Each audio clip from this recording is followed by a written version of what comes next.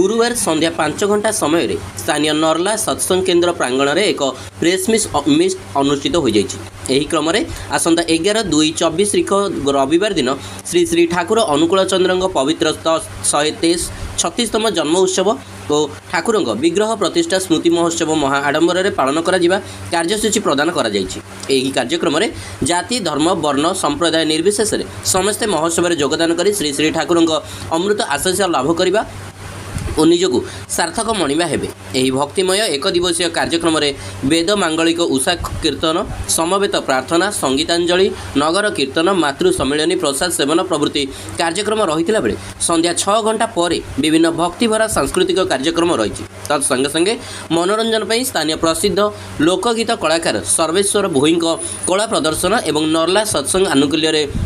वरिष्ठ अभिज्ञ डाक्तर मानू नहीं एक स्वास्थ्य शिविर खोल समस्त मागणा स्वास्थ्य परीक्षा और औषध बंटन व्यवस्था करा सूचना रही। प्रेस मिट नर्ला सत्संगर सभापति बटकृष्ण डाकुआ संपादक सरोज जेना उपस्थित रही सूचना देता बेले कोषाध्यक्ष चित्तरंजन पट्टनायक ऋषिकेश भोई दिलीप कुमार साहू संतोष कुमार पृष्टि नाथ पृष्टि प्रमुख अंशग्रहण करते। नर्लारू कामिनी किन्नर का रिपोर्ट DK News 10। 11 तारीख परम प्रेममय युग पुरुषोत्तम श्री श्री ठाकुर अनुकूल चंद्रंकर 136तम जन्म महामहोत्सव तथा आमर नवनिर्मित सत्संग श्रीमंदिर रत्नमुद उत्सव परिपालित होब। प्रत्युषरू आरंभ करी रात्र 7 घंटा पर्यंत आमर ये उत्सव विभिन्न अनुष्ठान मध्य देखि परिपालित होब। आउ एठारे अनेक भक्त श्रद्धालु आम नर्ला ब्लॉक विभिन्न अंचल कलाहांडी जिला तथा आमर पड़ोसी जिला मानकर भी अनेक भक्त श्रद्धालु एठारे जोग देबे एवं आपण मानकर जरिया आम ए अंचल समस्त सत्संग अनुरागी आध्यात्मिकवादी समस्त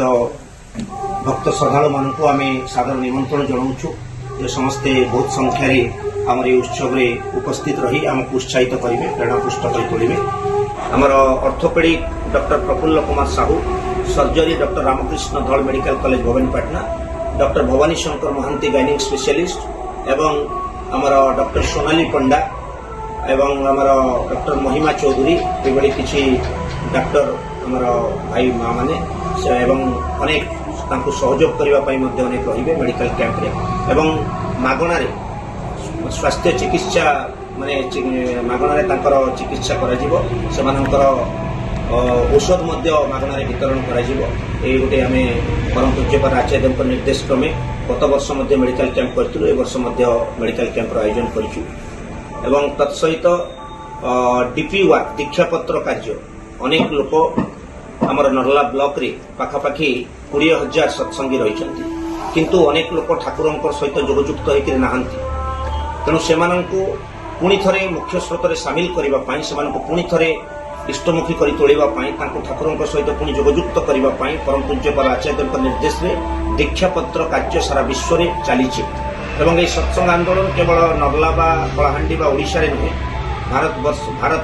तथा बहिर्भारत Nepal Bhutan Bangladesh Netherland Germany Malaysia Thailand ये अनेक देश में आज सत्संग आंदोलन आगे चली विश्व में मुख्यतः दीक्षापत्र कार्य यहाँ मेडिकल सत्संग परमिशेष भितर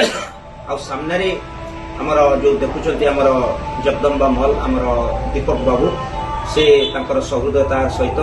आमको स्वीकृति देते अनुमति देते से जो जगदम्बा मल रे आमर उत्सव मंच हम।